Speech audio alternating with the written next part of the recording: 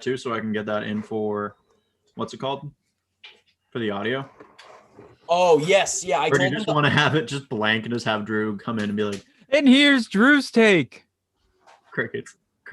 No, we're literally it's gonna be more or So I less. can get that in One for... It's gonna be more or less like how we did it last time with Kyle, like how we did like, oh, we have movie magic. Like here is Drew. Like we're gonna make it known that it's like it's his, rather than try and like doctor it so much where it looks good.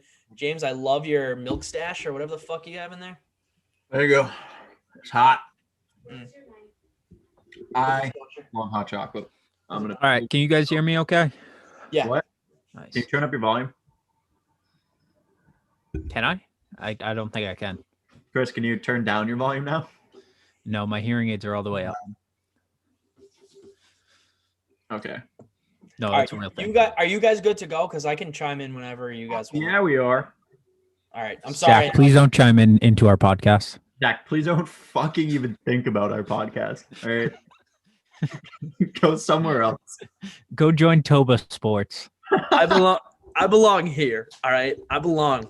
Ooh, I tape the shaft, whatever. I tape. You don't tape your shaft, James? Never. If you don't tape your shaft, are you even living? That's the question. I'm alive, but I'm barely breathing. I don't want to be alive.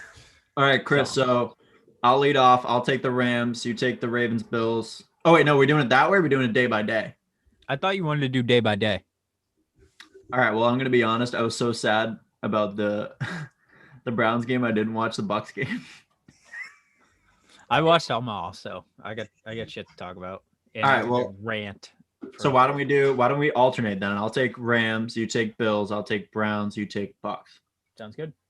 So for those of you on YouTube Live, in the fact that we've been recording for like 5 minutes, this is the breakdown, ladies and gentlemen, of the BOTA, whatever the fuck this is. Garbage Time with BOTA. There it is. New name. Tell me and Can't even James get the B. name right still. Yeah, can't get the name right. It's like the Washington, yeah, you know how it be. Hoy hoy mine. Jesus. Me hoy manoy. Well, anyways, we are recording, so you guys go whenever you want. We're live on YouTube, so hi YouTubes. Drew does in fact wish he could be here. He is working. Drew is here through the power of movie magic, Zach. Is this where I'm supposed to put it in? Hi, I'm Drew. What's going on, guys? Oh, man, weed's pretty cool. Yeah. Go Packers. I like Swiss cheese. I like the Packers. Oh God.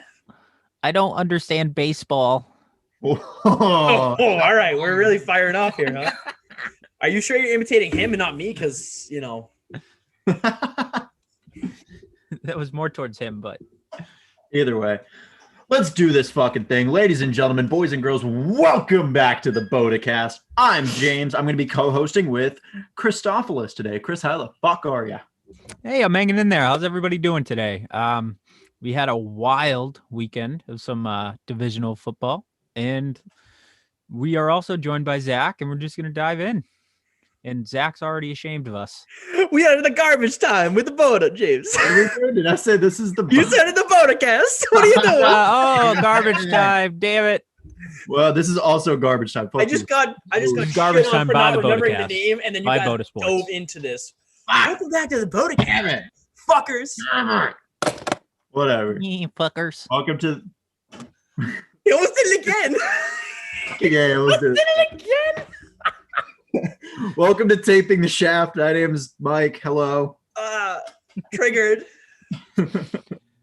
Welcome to Filleting My Raft. Oh God, here we go again. Really? Do I really have to have a 20-minute fucking blooper reel this time? No, this is just going to be a full-on 1 hour blooper reel that we call Garbage Time with BOTA Sports. Boom! Welcome to Shafting My Tap. Welcome to Tap Tap Tap Tap. Welcome to This Doesn't Make Any Fucking Sense. Welcome Raft. to Hockey Sounds with Zach. Zach, make a hockey sound. Sure. There you go. I can't wait to clip this for fucking Instagram. Okay, let's lead off with the NFC, the first game. It was the Rams going into Green Bay, and goddamn if I never been more wrong about a take. The Rams ended up losing 18-32, and they just got shellacked. The secondary that bad. like just imagine a plane trying to take off and Stop. Okay, pause. Do you want to get on the no-fly list, Zach? No. This has nothing to do with me. This has nothing to do with me. Situation again. Nothing to do with me. All right. Blaine Gabbert. This is not Blaine Gabbert in Logan Airport again. All right, I promise. Okay. That was somebody looking out for you. Oh, I know, but I've made some comments about Blaine Gabbert before that could get me put on a no-fly list. But no, it's basically your take did this.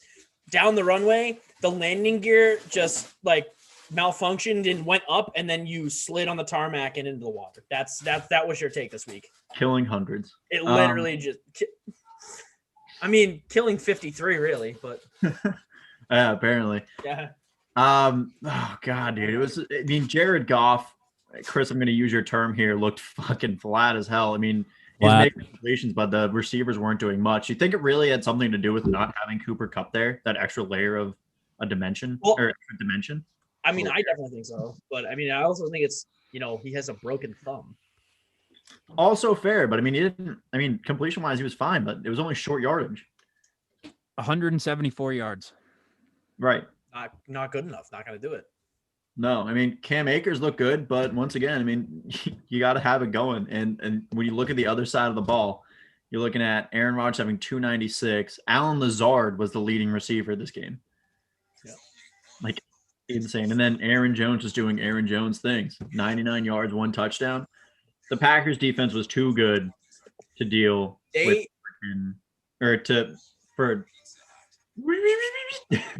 Jared Goff was too bad and the Packers defense was too good.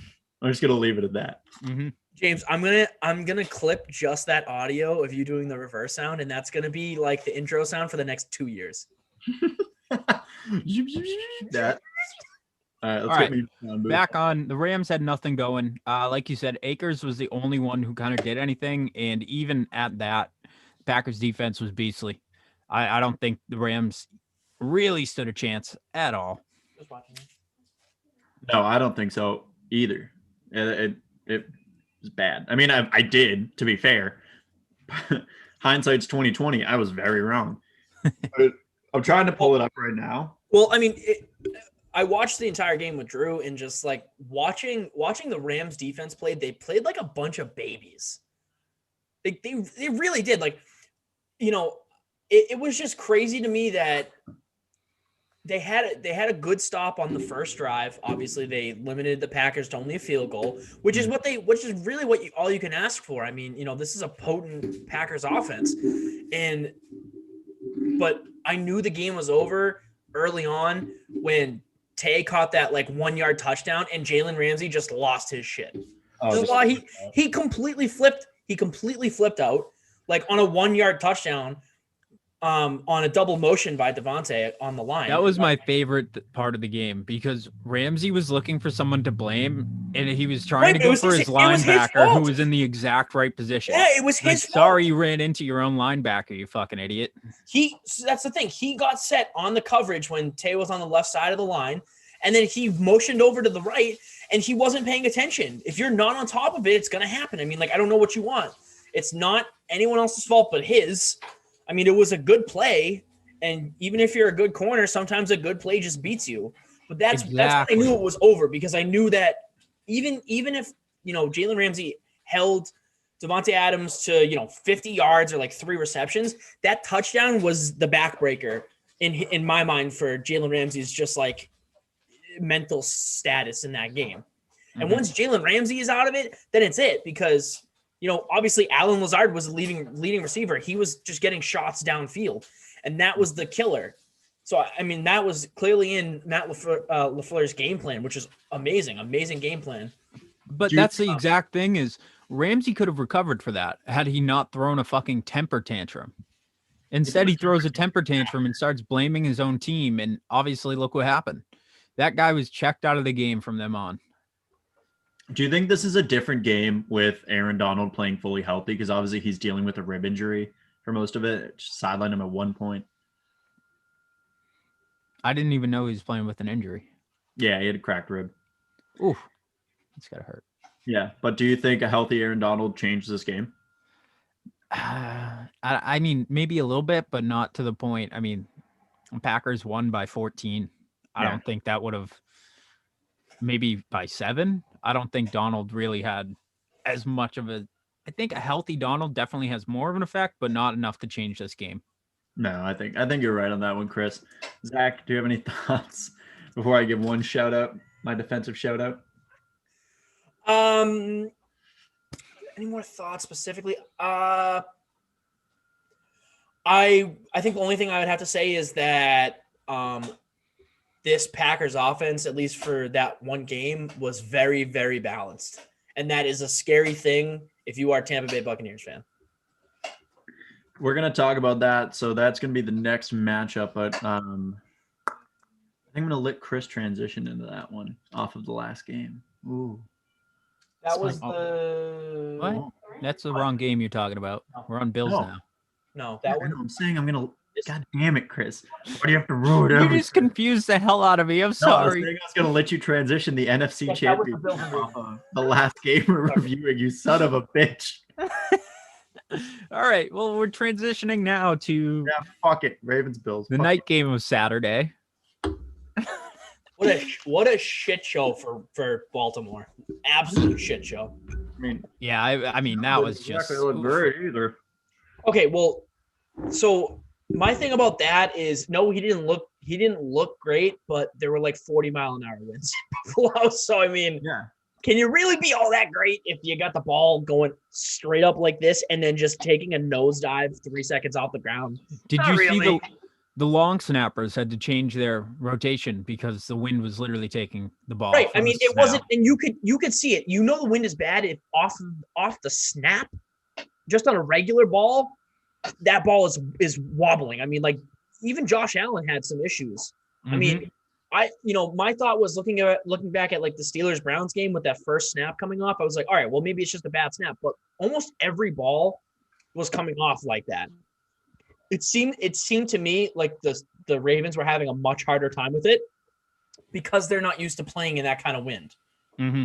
But I mean, if you look at the personnel out on the field and look at the packages that they were in, the Bills played a lot more shotgun and were able to handle that snapping and that wind way better than Lamar was. Because he had a hard time handling that ball out of the shotgun, and that severely limited his ability to either run the ball or even pass it. I mean, because the Bills have, like I said, the Bills have a really fast defense. They were getting to him really quickly, so he didn't have time to adjust. And I mean, they only scored 3 points. So the wind was a huge factor. I think it ties down to, again, as we saw last year, is playoff Lamar Jackson is a run first quarterback, and you limit him running. And I don't know if he chokes in the pocket, to put it best. And he gets some of those throws. Don't get me wrong. I mean, he threw to, who was it? Marquise Brown? Yes. Oh, my screen froze, but yes, for 96 yards, I think. And that's not terrible, but when you limit Lamar Jackson's running abilities, he definitely starts to cave a little bit. And that's exactly what happened. That's the whole point, is that, he's not a deep ball passer. I mean, he can hit some of those, but most of the time when he's passing, Marquise has about a 5-yard cushion on anyone. So he doesn't have to be the most accurate passer if his wide receivers are, getting 3 to 4 yards or 5 yards of separation from the nearest defender. I mean, that was a huge reason why they were so good last year. But like teams were ready for them this year. I mean, it's apparent because they're playing tighter coverage, and you're just seeing that Lamar is not an accurate quarterback. He's not a good quarterback, to be completely honest with you. I'm sorry, but he's not. He's an amazing athlete. You can't take that from him. But I mean, look at what happened to Michael Vick. One of the best athletes of all time in the sport. Not a good quarterback all that much. Not great. Mediocre at best. Who played for the Pats this year? Well, he's a little different. Oh boy, here we go. Newton is an amazing athlete. He's we're a not getting- trash quarterback. Okay, again, he's a better quarterback than Lamar Jackson because he has the arm strength to go with it. So he can whip the ball in there, and he was at least a little more accurate than Lamar has been over the past 2 years. I'll give Cam some credit. When Cam was on, vintage Cam versus vintage Lamar, I would take vintage Cam over vintage Lamar, hands down. Because vintage Cam, that 15-1 season, he put up passing numbers. Like he put up like 4,500 yards and like 40 touchdowns. Like he was legit through the air. And no, God no. But I mean, he had the numbers to back up that season. But anyways, this isn't. But I think Lamar Jackson's still young enough that he has those years to fix those things. Cam Newton, on the other hand, no, he does. That was his prime. I think it's safe to say his prime is gone. No, right, he does. Yeah. But I mean, again, right now, like I said, if you can have a vintage Lamar, he's only played 2 full seasons in the NFL. Yeah. Obviously, he won an MVP last year, which I don't really agree with. But I mean, that's history, so whatever. But yeah, I mean, it's not about Cam Newton, Lamar, but it's about Lamar. But yeah, and I completely understand what you're saying. He's a run first, especially in the playoffs. His throwing capabilities are severely limited, and especially you throw that wind into that game like it was, and that's exactly what happens. And switching it over to the other side, I know last week we thought Singletary would actually be a factor in this game, and he was not for Buffalo. The run game for Buffalo was not as strong as I thought, at least. Yeah, I mean, getting an average of 3.6 on 7 carries, 25 yards. Not good. Yeah, I know. So the Bills have a lot to fix if they're going to go into next week or this week. But if Josh Allen can come out again, I mean, Josh Allen went 206 for 1, so that's not horrible. I mean, he's had better games. So yeah, I think yeah, he's obviously had better games. But playoffs, the Ravens defense really in the last 5 or 6 games has been no joke. I mean, they limited Derrick Henry to almost nothing. I mean, I think it was what did we say? It was like 40 yards on 18 carries. Something ridiculous. He was getting like 2 points. Ridiculous. I mean, that's on the Titans for not running him more, because I mean, if you're gonna ride Derrick Henry to 380 carries the entire season and then use him for less than his game average, what the hell are you doing, Tennessee? But anyways, that's besides the point. I think the win was a factor in both games. I mean, it wasn't just the Ravens. Like, you could see it in the Bills game too, but the Bills just played better. But the thing I like about the Bills is that I hate always bringing it back to this, but they have that Patriot-like mentality where they can morph into what they need to be in order to beat their opponent, which is why I like them so much in this playoff run, because I've seen that throughout the season. You know what I mean? I've seen them morph into different teams. Like, if they need to run the ball, when they had Zach Moss, they could run the ball, and him and Josh Allen, and be a run team first. And that defense can really do it all. I mean, they're fast enough to keep up with any sort of running quarterback. I would be very worried as a Chiefs fan next week. Obviously, we'll get into this, but if Patrick Mahomes does play, I wouldn't even be worried about the concussion. I'd worry about his leg. Especially with that Bills defense, he's not going to be able to scramble all that much. We'll get into that coming up, because I have a lot to say about that. I'm just saying, like, just as a preface, like, I like that Bills defense. I know they weren't as good as last year, but they're a fast defense, and they can fucking cover anyone. Did you just say a preface? Yeah. Now, I think heading back to the Bills. Oh, I don't know. Preface. I'm not good with words. It's fine. Word, me no word. Sorry. If we're gonna call Chris out for epitome, you get preface. Yeah, that's fine. I'm cool with that. The epitome of a football player. I've heard preface. I've heard people call it preface all the time, but I've never. Preface is more potent than regular face. True. I don't know the English language. I'm sorry.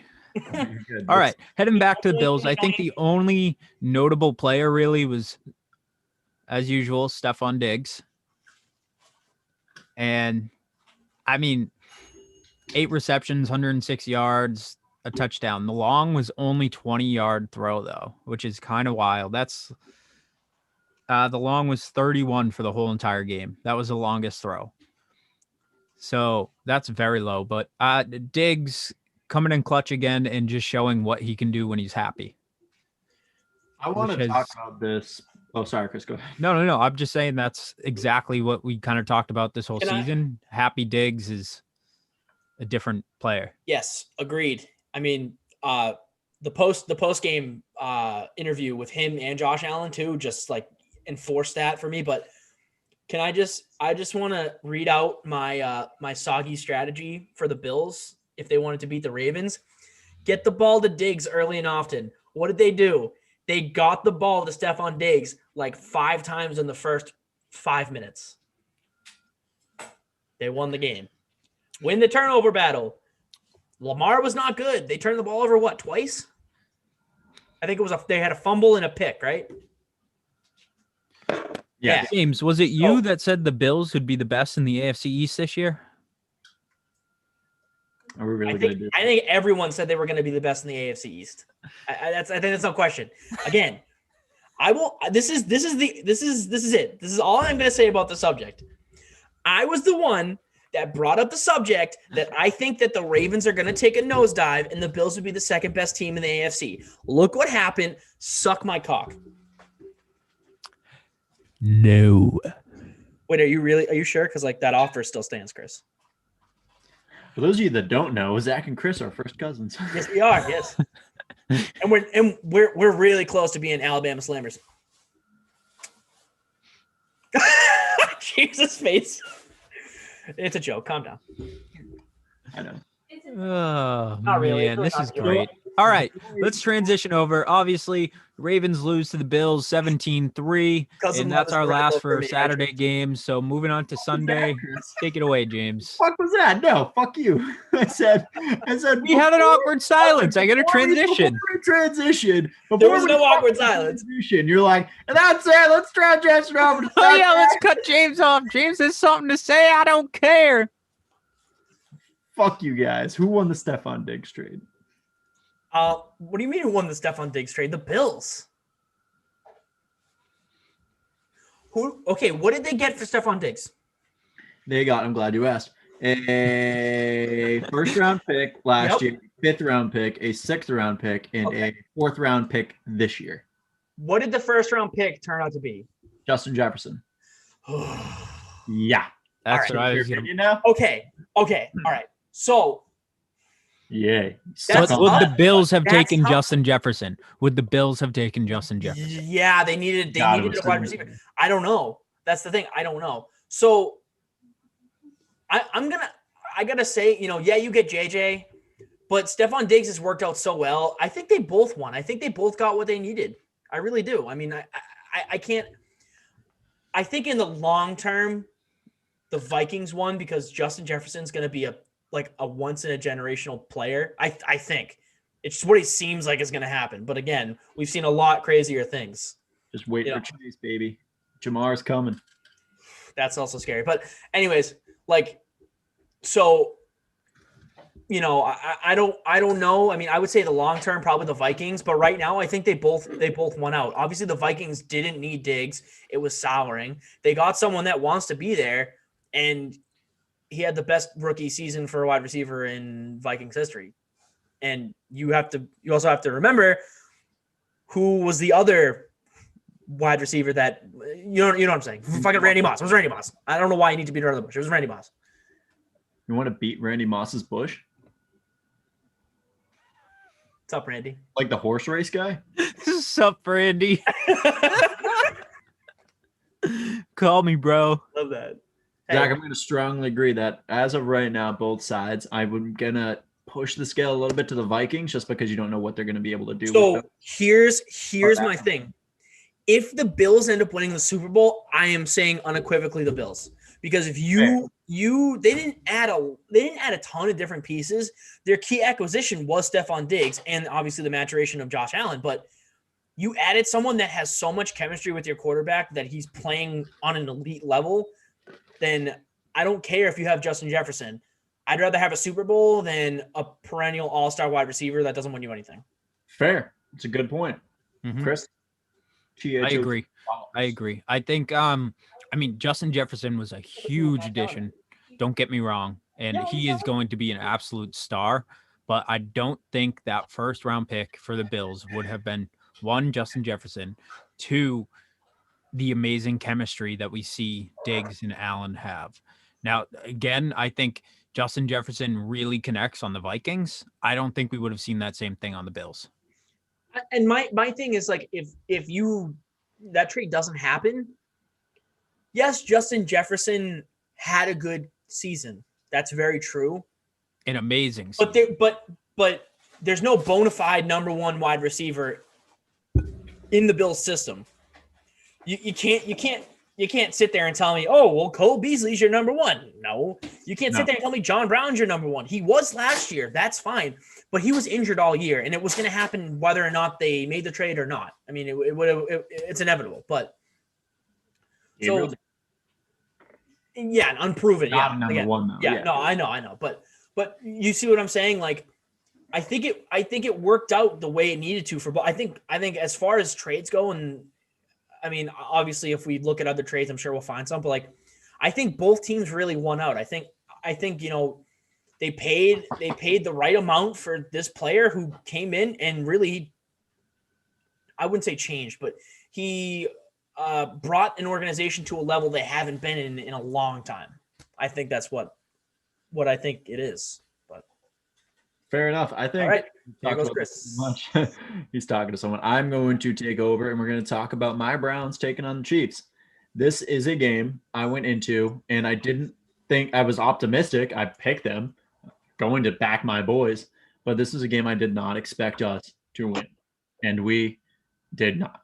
But we didn't lose in an awful fashion. I mean, 17-22. Zach, you said it earlier. Holding the Browns to holding the high-powered Chiefs offense to 22 points with the fucking team we put out there, phenomenal. Yeah, I mean, as far as product on the field, like you guys did a good job of limiting some of the options. The only thing you guys couldn't do is stop Travis Kelce. And I think if you were able to see, that's the thing. You guys are literally one coverage linebacker away from beating the Chiefs. If you could, or even a safety, like you can get, a big safety on Travis Kelce. Not that it's gonna work, but at least you have the options there because Travis Kelce is almost uncoverable. It's very difficult to cover Travis Kelce. I mean, it's like prime Gronk. Like you have three guys covering Gronk. He still makes a one-handed catch on Denver. Like, what the fuck is that? I think you know what I mean? It's insane. When you talk about Kelce, though, Gronk is just an absolute beast. Don't get me wrong, but Kelce has that mindset too. Kelce, I think, is really good at route running in general, and he uses his body. Don't get me wrong, Gronk is, but Gronk was one of those goofy guys that could just run into someone and keep going. I think Kelce has. I'm not saying Kelce's prime Gronk because I think Gronk shows that he's maybe a little step further up, but Kelce is an amazing all-around football player. Let me tell you a little story. All right. And so gather around, kid. Gather around. It's time for Soggy Story. It's with Soggy, boy. Soggy Stories would have been better titled. No one sit on his lap. Zach, go ahead. No one sit on my lap. I promise you it is at least 60% wet. That's how you get on the no-fly list. That's how I get on a lot of other lists. James, are you curious as to why it's 60% wet or? No, I'm just ew. Yeah, fair enough. Anyways, listen, it's a No Goes podcast. What do you want from me? So the thing with Gronk is like he's so goofy and all that kind of stuff and personality, but like in his private life, he's actually a very serious and like very family oriented and saved all his money. So, no, I'm just saying. So like when you see Travis Kelce on the field, like, he's like big, tough guy, like all that kind of stuff. This man parties so fucking hard. He spent his first 4 years worth of contract on shoes, jewelry, and partying. When he lived in Kansas City, his first 2 years, he didn't own a single piece of furniture. He spent all of his money on partying and all that kind of shit. So not that money has to do with anything, but like, you see Gronk and you're like, oh, he's like a goofball and he parties, all this kind of shit. Like, he's the exact opposite off the field as he is on the field. Same thing for Travis Kelce. Travis Kelce is like, he seems like very serious and like, yeah, he likes to have fun or whatever, but like he is a party animal. Like this man like still parties to this day. Like But off the hardcore. field doesn't matter in this situation. It's on the field, which is exactly what you're saying. They're the polar opposites. Gronk is goofy on the field, but an amazing player. What, Kelsey, James, though, I'm confused. What's wrong? You're just so. What's wrong? I just realized we forgot to get Drew's thoughts on the game. I told y'all. I completely forgot, dude. All right. Well, guess what? We're gonna have to Here edit we go. we can figure that all right, out. So. No, wait. We'll just do it during the championship game. All right. Fine. Fuck them. Fine. Sorry, Drew. I vouched for you. I was like, dude, we're supposed to do something, and then just fuck. We can still make it work. Oh yeah. He put the video up. The video is up, by the way, so I can edit that in. All right. But back to my take is Kelsey is more serious on the field and has that kind of serious mentality. Not that Gronk didn't, but Gronk definitely had more fun with it. Kelsey, I just think, has a little more serious mindset to it. And I think that Kelsey will never be what Gronk was, because Gronk just put up numbers I don't think that will be beat in a long time from a tight end. But Kelsey is an all-around amazing tight end. I think you're going to be surprised if Travis Kelce has a quarterback like Patrick Mahomes. I mean, he's already broken tight end records. I mean, I just think that he's healthy. He's terrorizing every single defense he comes into contact with. I think you might see Travis Kelce go down as the best tight end of all time when it's all said and done. Maybe, but I'm banking on when you have these big guys like Kelsey and Gronk, when injuries start to happen, they hit harder. And we can look at Gronk and see that perfectly. Fair. But yeah. I mean, at this point in his career, though, to be honest with you, it's wow. I feel like it's either not going for you right there. I feel like it's either retire or like what? I mean, he's getting up there in age. Yeah, no, it's true. Mm-hmm. So we'll see where that ends up going. But I want to talk a little bit about the Browns offense, because that was the shining moment for me. I mean, watching, you know, obviously it's not a fucking hidden fact that I'm the biggest like Baker stan in the world, but watching how he progressed this year from being kind of like he's fighting for a starting spot, and then it's like, you know, maybe he had a couple questionable games. Even I was like, fuck, I think that's it. I think he's the issue. To now becoming like a surefire franchise quarterback is an insane progression, and you saw that in action today. There was the one against that. There was the one bad interception, but every other fucking throw he was putting out there kept them in the game. Yeah, I mean, you know, again, 22-17, James. You lost by 5 points to the bona fide best team in the NFL. Right. In the playoffs, which you guys weren't technically even supposed to make. Right. Because people counted you out. Right. And Baker wasn't supposed to have the kind of year he was going to have and all that kind of shit. So, yeah, as a Browns fan, I'd be pretty fucking happy with where they're at, because, I mean, just think about it like this. Look at the Bills. They're in the same – you're a younger Bills team in terms of years of experience in the playoffs. So the Bills, like, for the past couple of years, they've been in the playoffs, but you've seen them. They're just not ready yet. And I think the Browns are there. You know, they're ready. They made the playoffs, and they were a good team, but they're just not ready to take that next step to be a perennial contender for the AFC. I really think it starts with making sure everyone's healthy. So if you have OBJ and Jarvis, that game's a different story, James. You win that game. So you guys are literally a couple pieces away from really being a perennial contender. And I mean, there's nothing to say about it other than if you can keep Nick Chubb and Kareem Hunt, you're going to be good for a while. Yeah. So I'm going to actually disagree with you, Zach, because I truthfully think, I mean, definitely a few pieces added on could really change that, but the Browns could have won that game. And I think they should have. That's what I said. If not for, I know, but you're saying like if everyone was healthy and stuff, I think they're a contender now. And that's the problem, is they just made non-contender mistakes. Like, the biggest one, I think that James will probably have some thoughts on this, is the Rashard Higgins touchback fumble. And that's something like, There's a fighting words around here. if you're that, especially in this game, if you're that top receiver right there, that's not something that you can allow to happen. I don't know what his thought process was, because I never would have stuck that ball out. I know you want the touchdown, but when you see that guy coming in like that, that's a tough ball to extend out. But I understand the thing, but that's something that you cannot have happen. No, And so completely removing the fact that it was targeting. no. So that's my issue. So Mhm. I don't have issues with him sticking out the ball like that, because he's coming in at an angle off to the side. So whoever made the play on defense made an excellent play. I don't chalk that up as Rashad Higgins being careless with the ball. Because if you're careless with the ball, you're Cam Newton against Buffalo, where you have the ball on the offside, it gets punched out, and then game over. You know what I mean? Yeah. Rashad Higgins did what he needed to do.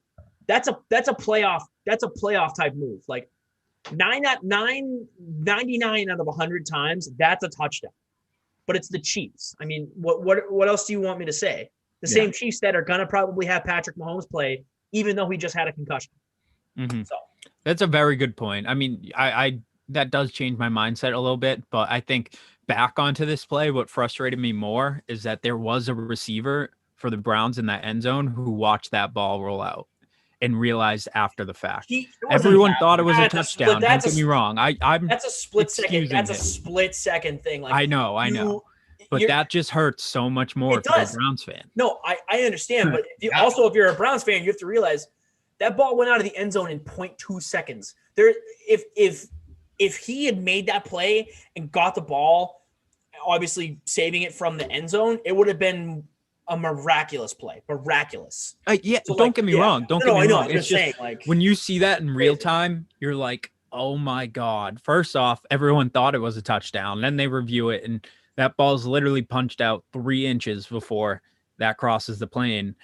And then the other receiver that was down in that end zone was like, had the opportunity, but had no clue that it was a fumble or anything, like, what are you supposed to do? And that's just one of the, that has changed my mindset. And it's just an unfortunate situation, but that's one of the things that could have changed this game, along with, diving deeper into the game, the fact that the NFL coddles to Patrick Mahomes. But we'll get into that in a little bit. It's more of a BOTA show discussion. Yeah. Huh? We'll deep dive into that, because at that point we'll know where he stands, where Patrick Mahomes stands. If this was any other quarterback, there would be no where he stands. He'd be out next week. If it's the NFL's little pet boy, of course you're gonna coddle all your ways and then claim that it's nerve damage and not. I seriously want us to find the actual rules for NFL concussion protocol, because they're gonna add some fucking stupid ass rule to the rule book behind everyone's back to say, oh, well, if they clear concussion protocol after 3 days and blah, blah, blah, blah, blah. You know what I mean? Like, it's just very hypocritical for a league that promotes and just absolutely fucking pounds player safety and then doesn't protect its fucking players when it matters. It doesn't make any sense. Drew gets so pissed about this all the time too. Like with the helmet to helmet shit. That wouldn't have been a touchback if the league was actually watching out for player safety. Mm-hmm. Yeah. Where was the call? Mm-hmm. No idea. Why fuck with ratings though? That gets people talking. Why fuck with ratings if it makes you money? No, but that's exactly what's happening. No. But you have it completely flipped. The ratings would have gone up if the Browns took a lead over the Chiefs and Chad Henne had to try and bring them back against the Browns. I think this has nothing to do with it. I just think that you get a mindset in the playoffs if you're a ref, like, oh, it's the playoffs, so we'll just be lax. But like, how are you gonna call? Like, I get you can call some things differently in the playoffs. Like, if there's a hold here, or maybe the pass interference thing is a whole fucking different discussion. But player safety doesn't matter. Week 1 to the Super Bowl should always be called the same, no matter who you are, what sport you're in. Doesn't matter. Doesn't matter. But again, it's clearly something that the league doesn't care about enough. I mean, there's a whole this is a BOTA discussion. Yeah, but no, sticking on to that topic, just the fact Mahomes goes down and we have probably one of the longest timeouts I think we've seen all season. Mahomes is being dealt with, and okay, he gets taken out. They literally let Chad, I don't know his last, Henny. Thank you. Yeah, like Henny. Take like 17 pre-snaps before they're like, oh yeah, Mahomes is definitely out, not coming back. Like they paused the whole entire game. If that was another quarterback, it would have been rush. If that was Baker Mayfield that went down, it would have been rushing out there, and they would have. And then they let, adding on to the fact, Mahomes runs into the locker room. If you're in concussion protocol, one, I don't think you should be running into the locker room. But two, did anyone see him almost run into the wall when he goes down the stairs? No, did he really? No, I missed that. But like, I mean, he almost smoked the fucking wall. You know what? Forget about any kind of protocol or any of that rule bullshit. Can we just find that video and send it to an email to Roger Goodell saying, here's your player safety. Here's your star player and your player safety rating, and send him the video. Like, what the fuck? Fuck. Hey, it's so stupid. And like, I'm doing this from a perspective of if he is going to be the face of the NFL for the next, I don't know, 10 years, 15 years, why are you not taking care of him? But that's the thing, because he is the face of the NFL. Roger Goodell's sitting on his high horse in his $1 million recliner, or if he was at the game, I don't know. That thing, his recliner at his house looks like he got it from the Ocean State job lot, but that's fine. But point being is Mahomes goes down and he's like, so concussion protocol is this, but we need Mahomes back. We need Mahomes next week. He brings in the most. He was the highest in jersey sales. So what are you going to do? You're going to say, holy shit, well, this guy has to be in the game. And you're already talking about, there's people coming out saying, yeah, this game should be postponed. This game should be delayed. Like, no, it's not coddling to a single player. Yeah, not going to be postponed, not going to be delayed. If that happens, boycott the NFL because they clearly don't care about player safety. People have been boycotting the NFL since Kaepernick, and they still get shit ton of rating. But that is 100% different when you're dealing with actual player health versus whether or not someone's. That's a whole, again, that conversation is way beyond us. But no, I'm just saying boycotting the NFL is something that you can say, but not many will do. That's that's the only point I'm getting at. Oh no, see, that's the thing. Like, if it's over something like this where there's clear bias towards certain players and player health is not being taken into account, I will not watch an NFL playoff game. I will not watch another NFL game. We had clear bias the whole season with the fact that half the teams have COVID and they're like, yep, just take 2 separate planes, or you still have to play without a quarterback. And then the Ravens get it and they're like, oh my God, delay this game right now. I know. But again, that's understandable for the first part, right? You play without a quarterback. But when you coddle Lamar Jackson because you think he's going to be the face of your franchise and blah, blah, blah, that's bullshit. That's fucking stupid. If they get COVID, about half the time, they're the fucking idiots that go out to strip clubs and get it and spread it on their team. So I don't want to hear, Lamar Jackson can't play his game. Shut the fuck up, Ravens fans. Not going to win another Super Bowl anyways at that goddamn over-glorified running back. Jesus fucking Christ. Point being, back to getting on track is Mahomes goes down, concussion protocol. The amount of excuses that come out already that, oh no, he's in concussion protocol, but we're 100% sure it's not a concussion. It was nerve damage. Like, wouldn't you be more worried about nerve damage? One, not to mention his 3 out of 5 of his toes on his right foot are probably just shattered. Because he was not walking normally. I don't think nerve damage is causing you to literally pass out when you stand up. Now, maybe run into walls, maybe, Maybe I don't know what the case is because I don't have nerve damage, but this man literally stands up and basically passes out. Couldn't stand on his legs. So the fact of the matter is, if you're gonna let him play this week, one, you better have some real good evidence that he's okay, because now you're really messing with player safety. And I think a lot of NFL players are going to be like, well, how come I was out for this many games when I was told I was fine? Like, what the fuck is going on? Be straight about it, or don't coddle to one player. Right. No, agreed. Chris, me and you have very, very strong opinions about this, and we are on the same page. Let's go back to the actual games. I did this to myself. So James, Don't tell us how to run our fucking show. James loves listening to me rant. He just enjoys it. Chris, do what you want. what can I do? Fuck yourself. But I did that already 3 times today. Take your shirt off. What else am I supposed to do? There will be no nipple play on the fucking garbage time. Next time. No nipple play. No nipple play. Just some clamps. Just some clamps. You want me to get the nipple suction cups I have? You can get those. I'll put my banana hammock on if you get nipple clamps. Are you serious? Yeah. You have to be completely naked. No. Nope. Then I'm not doing it. Nope. Sorry. Dude, this is a family I friendly love how we're just glossing over the fact that There is nothing about what we do that is family friendly. No. To be honest, it also doesn't fit in the thing. So yeah, I'm not doing that. What doesn't fit in the thing? What doesn't fit? You understand what I'm saying. He's saying his schmeat. When I put this on, it does not fit. It comes right out. Well, I mean, yeah, that's easy access for the BOTA boys, right? Yeah, so you want me to put that on live TV? Chris is fucking walking around with Mjolnir between his legs. I'm sorry. This is my hammer dick. Come to me. This is my pee-pee. This is my pee-pee. Right, fuck on. Oh, God, He's getting upset with this now. Zach, we're ruining him. I'm not getting upset. I just like this. Take it over, James. Take it over. No, fucking do the Buck Saints. That's too sad to watch. Again, All there's a right, reason moving on why to they call it a Buck banana hammock, Chris. It's because you look like you have a fucking banana in front of you. So, just saying. And also, your actually how you ass do it. probably looks really good in that too, right?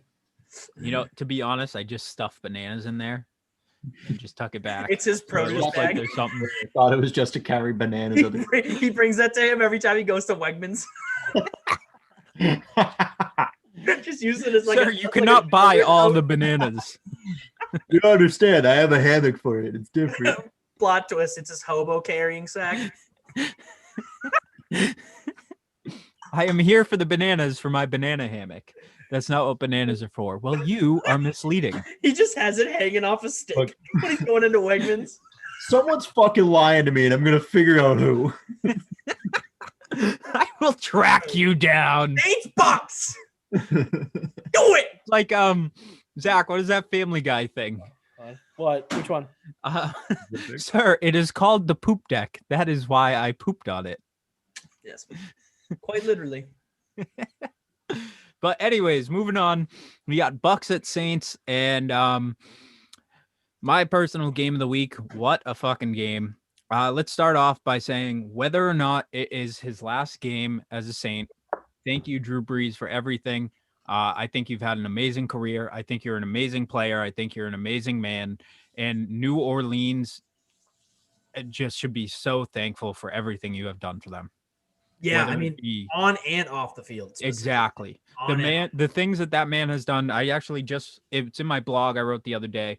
His charity, the Breeze Dream Foundation, has funded over, I believe it's $125 million to Hurricane Katrina families, to children in need, to homelessness, you name it. Breeze and his wife has done it, and it's just absolutely outstanding. Can I just add a little bit of a side tangent onto this? This is terrible, and I expect to get roasted for this, but every time I think of like Hurricane Katrina, I think of that video of Mike Myers and Kanye West, and Kanye just goes, President Bush don't like black people. And I'm like, oh God, it's like the most awkward video out there. Is it not though? Have you seen that? Dude, It really is. All right. I just throw that out there. I'm just saying, like every time I think of Hurricane Katrina, I think of that video. And obviously the countless number of deaths and people put into anyways, we'll move on. All right, back to the game. Yeah, there's no getting out of that The one. Bucks take on the Saints, end up winning 30-20. I mean, it was a solid game. I can't really nothing incredible in stats, to be honest, but excuse me. Brady goes 199 for 2, no interceptions. I think the biggest thing, Breeze had 3 interceptions, 134 for 1 with 3 interceptions, and obviously the Bucks defense. Why am I being laughed at? You're not being laughed at. James tried to eat his mic, so I went to eat my mic too. Oh, I like eating mics. Go for it. Should I tell Mike that he shouldn't come on then? If you like, is that going to be a Yeah, problem? we're all cannibals on here. We're all Cannibal. All right. The Bucks defense probably played the best game all season. I didn't think that. I honestly said when we talked last week, the Bucks defense would be probably what cost them this game. Boy, was I wrong. And the Bucks defense looked pretty damn incredible. Devin White. Devin White. White. I get them mixed up. Devin White. Stud. Yep. Certified stud. Mm-hmm. Certified freak at least 6 days a week.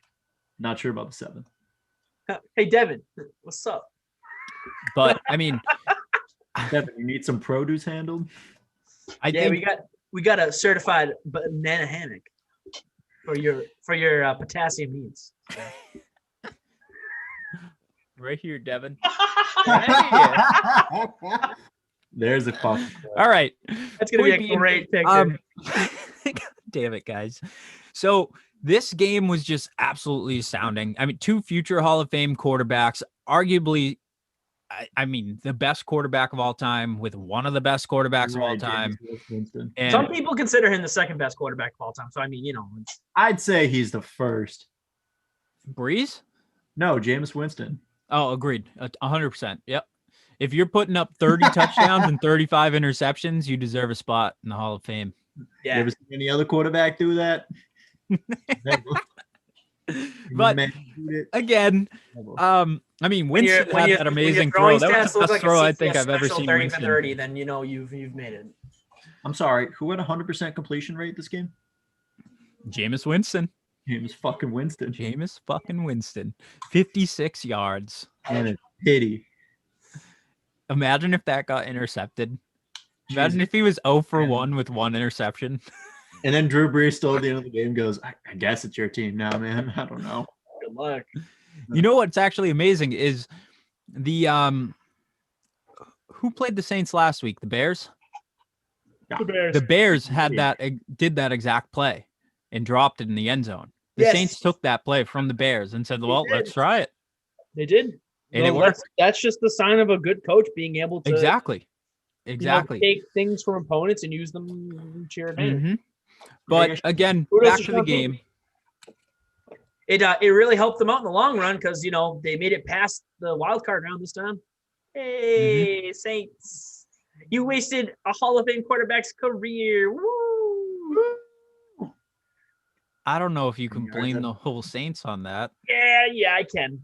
I can pretty much blame the Saints. Not for this time, but for other times I can. All right, let's get back into it. So NFC, I think, is just absolutely amazing because, one, you have the 2 future Hall of Fame quarterbacks going against each other today with, by the way, lots of love and respect to Breeze and Brady. The way that interaction after the game was just amazing. I think it was really very, very nice touch. What you didn't see off screen was Jameis come out and then go, no. No, go back to the locker room. But point being, now whether the Saints won or the Bucks won before the game even started, we knew that they'd be playing whoever won would be playing the Packers. So it's just like incredible for the NFC right now. You got 3 Hall of Fame quarterbacks going into it, and it just can only get better. It's just unreal. But Bucks take it 30-20. Saints had a good game, but just couldn't hold on, and Bucks just take it in the 4th, really late in the 4th. Well, I feel like this game was like roll my eyes at this and want to make me throw up, but a quintessential like Brady swing. You know what I mean? Like there are games that you watch Tom Brady playing, and they don't play great at the beginning, and then the defense starts to play into it, and then Brady makes the throws that he needs to make in order to win the game. I mean, yes, they won by 10 points, but they didn't look good for the first quarter and a half, really. I mean, but the thing is when I was watching the game, obviously James was there with us, and I don't know where you were, Chris, but no, I mean, like, I don't know where you were, if you were watching it or where you were watching it. I was at that point. Yes. Oh, okay. Well, we were watching up on the wall here because we got a projector, and like Flex.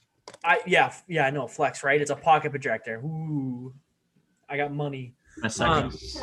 Yeah, we got loaded, but I'll give your pocket a projector. Is it that luxurious banana hammock? Yeah, it's just the banana I carry in my pocket. I'm assuming the name of this episode is Banana Hammock because we've said it 7 times. Dude, put some nipple clamps on and I'll throw it on. You have to be completely naked. I'll take my shirt off. I'm not taking my pants off. Banana hammock. Full banana hammock.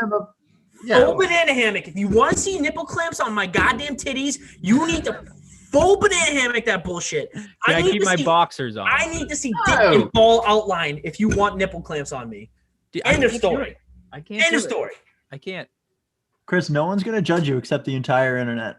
Exactly. Right. And it's not even them that I'm worried about. We're live. It's myself. This is live partial nudity, Chris. Like this is where we go. This is the shit that we got to do in order to gain followers. I'll tell you what. I'll look at the YouTube comments. We'll see what they say. Anyway, Oscar the Grouch, I can't take you seriously. You could kind of see the shift during the game. I think once the second half hit and then, Breeze threw that first pick, I just kind of knew that everything was shifting to the Bucks and they were going to win that game. I mean, that's just how it works with fucking Tom Brady. That's just how his luck is. And, it's worked out for him. Clearly, he's going to another championship game. Mm-hmm. This man is 15-2. All time in divisional rounds. He's played a full fucking season in a game. Yep. Just in divisional round games, and he's 15-2. He's lost 2 divisional round games in his entire career. Now, correct me if I'm wrong. Brady has more playoff wins than any other team has appearances combined. Is that correct? I don't know if that's necessarily true because you got to think a lot of these teams have been around for a long time. But I mean, like the Packers have been in the playoffs for a while and stuff like that. I don't know. We can look up that stat, but I know he's got more playoff wins than most teams. Most teams have playoff appearances. So that's true. Yeah. Definitely the Texans. Definitely the teams that are newer. Absolutely. And then even like the Lions too. Like the Lions make the playoffs like once every 45 fucking years because they're hot trash. But now it also brings us to the point that do we throw out the Brady as a system quarterback thought that everyone has been saying? So yes, you do. Is this the point where you can say, holy fucking shit? I'm gonna say because Tom Brady is the system. Ooh. I'm going off of comments bold. Made by Bruce Arians himself. Bruce Arians literally said, I don't call any of these plays. It's all Tom Brady. Tom Brady is running the fucking offense. What do you think happens after the game? Are they End of story. He's the system. He makes the plays.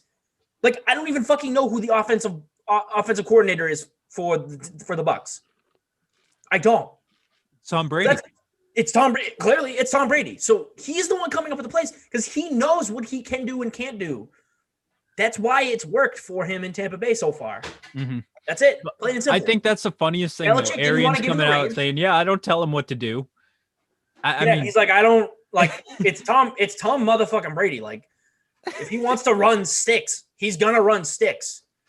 But Arians literally comes out and says, "Yes, I am not the coach of this team because I have zero clue what I'm doing. So we just let Tom run his course and hope it works out."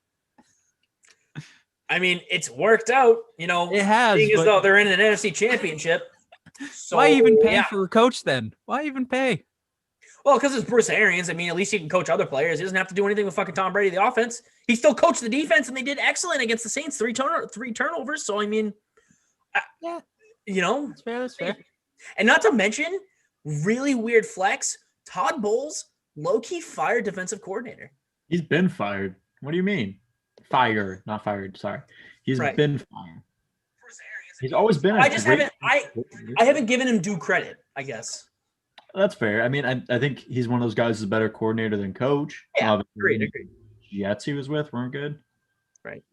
And so looking at, obviously, again, I don't want to go off on the tangent, but now looking at the last couple of years, I wonder how much of it was Josh McDaniels and how much of it really was Brady running that offense.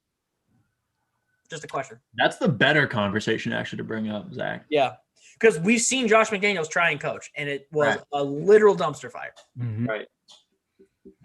So, I'm just throwing that question out there. Maybe we can throw some master debation on Thursday. Maybe that's the question. Okay. Mhm. Okay. Mhm. All right, but James, we didn't get your thoughts on this game. We didn't allow him to. I mean, I know. You guys got it. Me and Zach have kind of been going off. It was awful to see Breeze potentially go this way with the 3 interceptions, but like you guys both said, it was a Bucs defensive game. They locked it down. I mean, I think this is a story for a lot of teams where if healthy blank was healthy, like would have been better. I mean, apparently Michael Thomas was playing through injuries, but oh yeah. I still don't think that's enough to slow down what the Bucs were able to do. Mm-hmm. No, I think it makes the game a lot more palatable for Saints fans, but it just didn't. Yeah, I mean, it is sad to see him go out, but I'm glad at least Breeze had, I guess Breeze had Brady to kind of help him along with the process at the end of the game. I mean, I think that was really nice of him to do.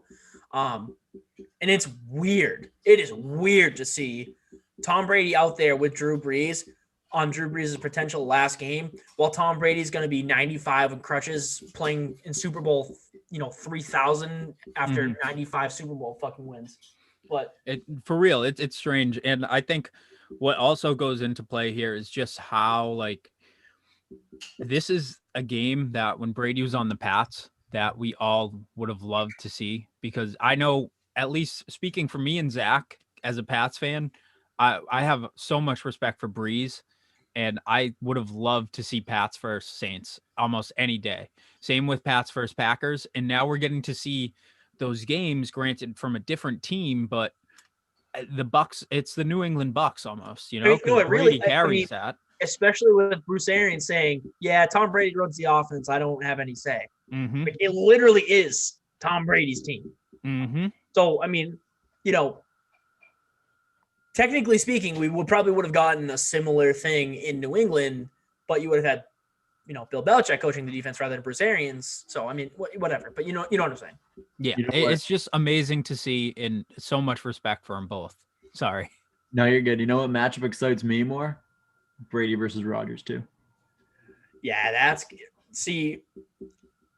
when the Bucs won, I looked over at Drew, and Drew was not happy. He is not happy to see Brady come into Lambeau.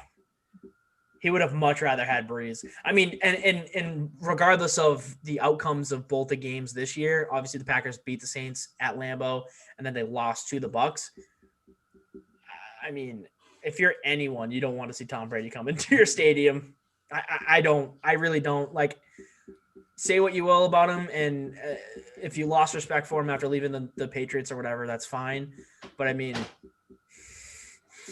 that dude just has balls of steel. He will come in and just absolutely crush your dreams if you are any other team, hands down.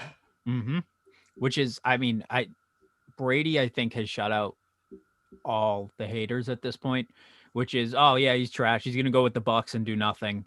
And look at now, he's like, I'm back, bitches. You miss me, and now I'm on the other side of the field, and look at me still go. Like, he had a quiet 4,500 yard season for a 43-year-old. No big deal. Mm-hmm. Fucking Christ. I don't know what this man's deal is, why he's still playing when he's already has his legacy in solid stone. I mean, I think we talked about this. Are there any unanimous Hall of Fame? Yes. Oh, there absolutely is. There are. I know. There's only like 5 though. Not necessarily. I mean, when you think of Hall of Fame players, the first, let me just rattle some off, obviously. I think of Peyton Manning. I think of Joe Montana. I think of Randy Moss, Jerry Rice. Like you can keep going. Those should be universal locks. Mhm. If you don't vote them into the Hall of Fame, you're either a fucking hater or you're just a hater. I can't even being go unanimous in the NFL isn't as crazy as a thing as it is in baseball. Baseball. No, right. Exactly. Yeah. That's true. That's a very good point. Because a lot of times, like baseball is tough. I feel like baseball's a lot tougher because, like, I don't know. I don't know. I guess baseball writers are just a lot tougher on who they No, are. I agree. To be unanimous in the fucking MLB, stupid. you It's so really have to solidify your mark. It's In so, the no, but NFL, you just have to be not that being an amazing player is easy, but it is easier in the NFL. But it doesn't change the fact that, I mean, what Brady is doing now is something that no one saw coming, and I don't think anyone saw the Bucks even. Granted, the Bucks we knew would be all right, but I don't think anyone saw the Bucks coming and taking the NFC and making it to the conference championship. you know what I said at the beginning of the year. I said that they were going to lose in the wild card round because I thought, especially with the addition of Antonio Brown, that they were going to shit the bed. But it looks like Antonio Brown either is covering up any off-field stuff well enough to not interfere with the game, or he has his shit together, and that's a scary thought. Your number 3 wide receiver is Antonio Brown. That's scary. Now, here's my question, Zach. Do you think the Packers have enough weapons to limit on defense to limit the high-powered Bucks offense? I do, yes. I think they will. I think what's going to hurt them is if they aren't able to slow down Ronald Jones, Leonard Fournette. That's going to be tough for them. Obviously, it's going to be very tough. Packers don't have the best run defense. Their secondary, I think, is going to be okay. There's going to be chunk plays and stuff like that, and that's fine. It's going to be an offensive shootout. If the Bucks defense, limits Rodgers, it's going to be a very long day for Packers fans. I'm really sorry, but this is a tough draw for the Packers. Mm-hmm. I think. Sorry to cut you off, Zach, but it also plays the Packers defense is not horrible and they can definitely cover that pass. But Brady, we can go back last week again and look at some of the throws he had to Godwin that Godwin unfortunately dropped. But like that end zone pass, those are what the Packers have to prepare for all week. Brady is going to be throwing it over the top, and there's going to be a lot of diving catches, I think. Let's not forget, and I know this is like, oh, the off field or the intangible. Tom Brady's a fucking dog. He's an underdog again. You like, there is no other athlete in the world where you can sit down and say he physically takes underdog status and shoves it up people's asses. I am so fucking excited. This is going to be a good. They're both Which is half the the reason why I can't put the banana hammock on. Yeah. I've just had a rock hard boner since the Bucks won. It won't go away. Very direct. Very, very direct. I'm just kidding. But this is going to be by far, I don't care about the Super Bowl anymore. This is the Super Bowl. I think this is probably the best game we're ever going to see. I don't know about that. I don't know about that. I mean, this may be one of the best games ever played. You did watch the Falcons Patriots Super Bowl, right? I mean, because that was okay. I'm saying one of the best, not the best. I think this will be one of the best games ever played. We never got to see Brady versus Rodgers, or hardly ever. That's true. And now we get to see it. Granted, a different scenario. Oh my God, this is going to be a good game. And I think if the Bucks defense plays like it did last week, if you can pick Rodgers off more than once, that's unreal. That's astounding. So, but let's not forget though, it's going to be a lot harder to pick Aaron Rodgers off because this dude does not get picked off. And Rodgers is having one hell of a year too. And this is going to be down to, I think, within 2 minutes of the fourth quarter, this game will go down to. It's gonna be close. It's gonna be close. It'll be a close game. I have the Packers. I have the Packers edging the Bucks. I just think that, it's been that kind of year for Rodgers and the Packers. I mean, yeah, they're going to have a really tough time with this game. But what are they going to do if they make it to the Super Bowl and have to play the Chiefs? or even the Bills. I mean, the Bills have been hard to limit all year too. So I mean, you just have to put your big boy pants on, and you got to stop them. You got to make big plays. Diamond fucking plays, boys. Mm-hmm. I mean, Chris, you want to go with your picks before I go? Yeah, I'm gonna ride the high train and go with the Bucks. That James. Don't ever put Brady out.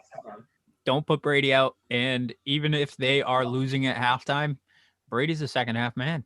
Don't put him out. And I think this is, like I said, I think this is going to be one of the most incredible games, and I cannot wait to watch it. But I think I'm really riding the Bucks here. I think that defense is going to come out stronger than it did last week, and I'm thinking we're going to have the Devontae Adams, who's ever matched up with him, is just going to be a ridiculous matchup. I'm assuming it's going to be Devin White. No. Whoever plays corner for the Bucks, I really don't. I know, but why not put White out? Devin White's a linebacker. I know. But anyways, so just play zone. You can't play zone against Aaron Rodgers. It's like playing zone against Tom Brady. You just get picked apart. So, Chris, let me guess. You're picking the Packers, but taking the Bucks. I'm taking the Bucks straight this time. Yeah, you see. Wow. I'm worried. I'm not confident with this pick, but I do still have the Packers making the Super Bowl. I'm not confident because of what I saw from their defense last week, but I am picking the Packers, and that is my pick. That's my choice. So we are currently sitting with the best 4 quarterbacks available to play against each other. We're sitting with Tom Brady. Yep. We're sitting with Aaron Rodgers. Yep. We got Josh Allen and Chad Henne. So out of those 4 that are still standing, the best quarterback currently in that group is Aaron Rodgers this year. I will take that. I will die on that hill. Yeah. Ladies and gentlemen, Drew, this one's for you. Play, you bitch. Give me the pack, baby. I couldn't hear that at all. Yeah, you were too far from the mic. You ruined it. Put it at the mic. I can't hear it. They put it at the mic and you fucked it. Sorry. For our fans at home, he was trying to play this. Na, go, Pack, go. You're welcome. I had a good time. Didn't we say that's what the song would say before it even got released? But anyway, yeah, Packers.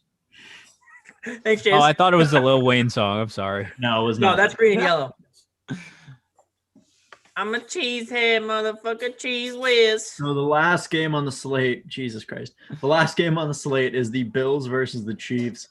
Biggest question mark going into this, which we already kind of talked about. We're not going to go too much deeper until probably the BOTA show, and we know. Is Patrick Mahomes going to play? He's the question mark. Do you trust a Chad Henne-led Chiefs team to compete against the Bills? Because I'm with Zach shaking his head right now, and I'm going to give that a strong no. No. Again, if you don't have 100% Patrick Mahomes, no offense, Chiefs fans, I know you guys are the bona fide best team in the AFC, possibly the NFL. This Bills team is playing with the fucking edge, and they're gonna come after you no matter who's at quarterback. It's just facts. And that secondary locked down the Ravens. That secondary did a good job against the Colts, I guess ish. But I mean, they got more or less pounded on the ground. What? It's fucking white. Oh, that yeah. Great. Yeah, I mean, you were having a rave in there. I'm going to be very interested to watch the key matchup in this game is Tre'Davious White against Tyreek Hill. I know. I think know. If Chad starts, I don't think we're going to see much of those long balls, though. Well, you think that, and then 47-year-old Chad Henne, who was drafted by the Jaguars, right? I don't even remember. I fucking forget. He's been on every other team. I think so.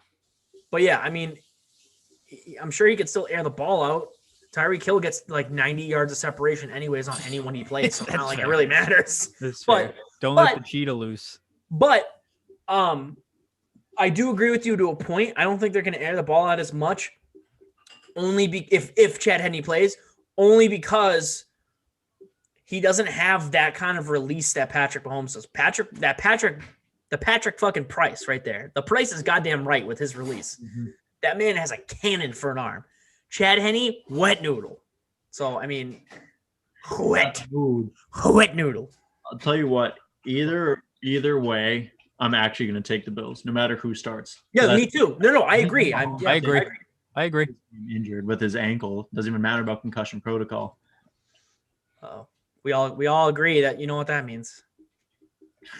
Congratulations, Chiefs fans, on your AFC title. Yeah. We forgot to include Drew again. Brought to you by State Farm. Son of a bitch. All right. Not brought to you by State Zach, Farm. we're on this Don't game copyright now. us. So Don't sue us, please. the Bills need to get Singletary moving. That's a key factor. I'm hoping game. is Zach Moss out for the rest of the playoffs? Yes, he's out. Fuck. All right. So yeah, that's gonna be tough then. Singletary has to produce.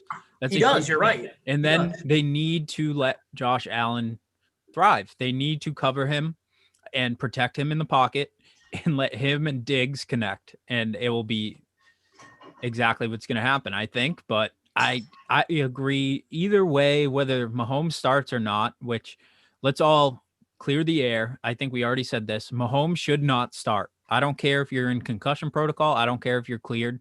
He should not be starting. But yet the NFL may work their magic and let him start. He's hurt. He's injured. He has now nerve or brain damage for God knows what. I think the Bills take this either way. And I think if Singletary can get separation and actually produce some yards, it's going to be, I think the Bills take it by over 7. I think it's going to be a closer game than that. But I mean, I don't know. Because I think realistically, you can put any quarterback in that system and win, 75% of your games just based on the talent that's on that team. The extra, percent comes from having arguably one of the best quarterbacks in the NFL right now, obviously. But come playoff time, it's a whole different animal. And if you have Chad Henne in there, I'm sorry, Chiefs fans. It's just not going to happen. We could be shocked. The Bills could puke on themselves and Chad Henne could have a 500-yard day and we all look like fucking idiots. That's fine. I'm okay with swallowing that pill. But if Patrick Mahomes starts this game, then you should be ashamed of yourselves for pushing this. You really should. I don't think you can blame the fans. I think you blame the NFL. You can't. The NFL's a joke if they allowed Mahomes to start. I'm not blaming the fans. I'm saying if you are a Chiefs fan and you're saying, oh, well, we need Patrick Mahomes. You do need Patrick Mahomes. That's very true.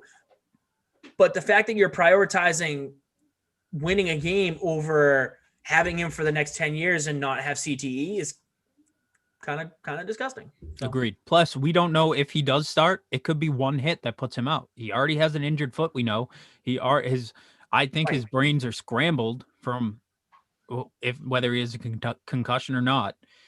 One hit could put that man out. So save him. Right, and it's dangerous to put him out there, especially if he just had a concussion. Mm-hmm. The rates of getting a concussion after reconcussing yourself after getting a concussion are like what 80% or something like that. Something big. It's James, way higher. What is it's so high. You're very vulnerable for like 3 weeks after concussion, right? And for long-term damage. Yeah, I think the Bills definitely have the upper hand, but it's going to be a wait and see. Whether Mahomes starts or not, it's going to be interesting to see this game. So yeah, well, I mean, time will tell. But yeah, all three of us have the Bills. I believe we'll get Drew's picks. I believe Drew obviously has the Packers. Zach, I'm glad you said that. Let's get Drew's thoughts on the Packers right now. All right, and we're back. Thanks, Drew. Well, those were his thoughts from last week. I don't know if he gave his picks for this week. Oh shit! Really? Yeah, those were his thoughts from last week. Dipshit, that's what I said. Hey, Drew, tell me your thoughts on the Packers last week. Yeah, they were great.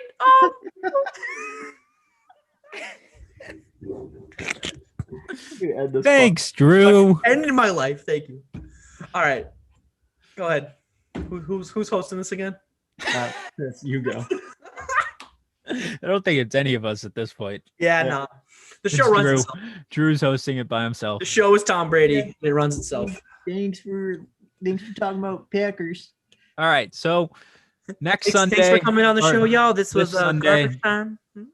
January 24th, 2021, 3:05 p.m. Bucks at Green Bay, and then 6:40 Buffalo at Kansas City. This is Sunday, right? Yes. Going to be an amazing Gonna slate be- of games. Gonna be a good day. It's a good day And, for football. As per usual in playoffs, it's do or die. Yeah. Yeah, no, No physically. second chances. You heard it here first. Do or die for playoff format. It changed from last year where it was do or, I don't know, go home, I guess. Go home. Now it's do or die. Now Yeah. it's do or you get your head cut off. There you go. Okay. Go, gabagoo. Okay. I like you cut G. All right. And my miss. Well, anyone have any last second thoughts? Drew, take it away. No! I want to go eat spa, so hurry up. Yeah, I'm good. I'm all set. So, yeah, thank you for listening, guys. These are our takes this week and our preview for last week on Garbage Time. As always, you can find us on Twitter, Facebook, Instagram, Apple Podcasts, Spotify, YouTube, Anchor, whatever other podcast places you can find. Yeah. And All of as those. usual, check us out on Instagram, Facebook, Twitter. We've been posting nonstop. I think we got a play of the night now every single day. Play of the day. Double down on Instagram, Twitter. Oh, yeah. And Facebook. Oh, yeah. Anyway, So what Chris is saying is you better check us out on Facebook, Instagram, or Twitter, or he will show up in a banana hammock to your house. hey guys, just so you know, we have Facebook, Instagram, and Twitter all at BOTA Sports. Oh, so is it my turn? Hey guys, check us out on Facebook, Instagram, and Twitter. Make sure you check out our All right, hey, Instagram, over to Facebook, and Drew. Twitter. Over to Drew for the sign up. Yeah, guys, check us out on Facebook, Instagram, and Twitter. Make sure you check out our Twitter, Instagram, and Facebook. That's not what Drew sounds like. No. My name's Drew.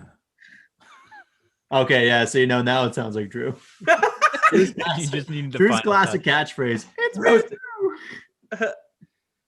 Drew. Drew's classic catchphrase. Hey, I'm Drew. it's me. It's me, Drew. I like cheese. Fucking end it.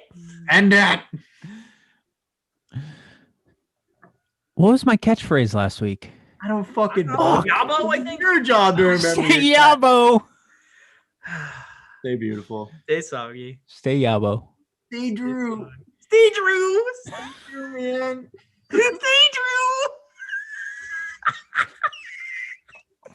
That's what it ends on. That's what it ended on. Wow, that's Oh, amazing. love it. All right, I gotta let this download on my computer. All right, the last streams